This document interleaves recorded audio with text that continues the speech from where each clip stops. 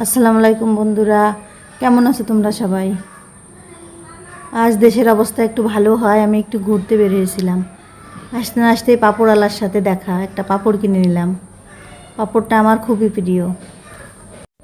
এসে দেখি বাচ্চারা এখানে খেলাধুলা করছে, কেউ শরীরচর্চা করছে।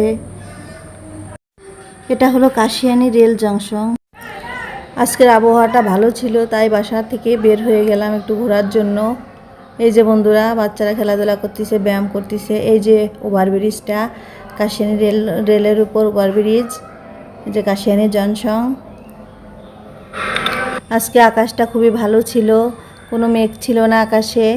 আর দেখুন সাদা সাদা মেঘ ভাসছে তুলার মতো। এই যে জংশনটা, বাচ্চারা খেলাধুলা করতেছে এখানে। এই যে চারপাশটা বন্ধুরা দেখেন কি মনোরম দৃশ্য। এখানে ছিল প্রচুর বাতাস। আমি দাঁড়িয়ে চারপাশটা দেখছিলাম আর বাতাসটা অনুভব করছিলাম। আমি চারপাশটা ঘুরে দেখার জন্য একটু হাঁটাহাঁটি করলাম।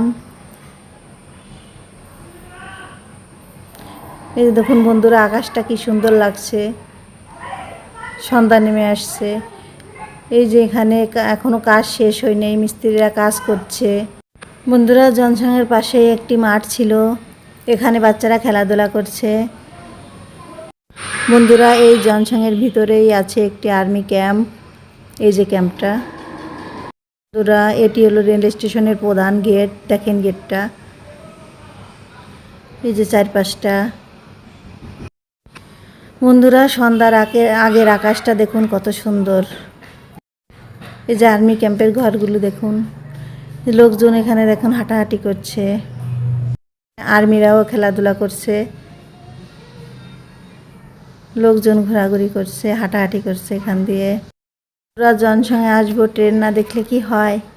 তা ট্রেন দেখার তো আর সৌভাগ্য হলো না, দেখলাম একটা মালগাড়ি। এই যে মালগাড়িটা দেখুন, এই যে এখানে, এই যে চারপাশটা বন্ধুরা।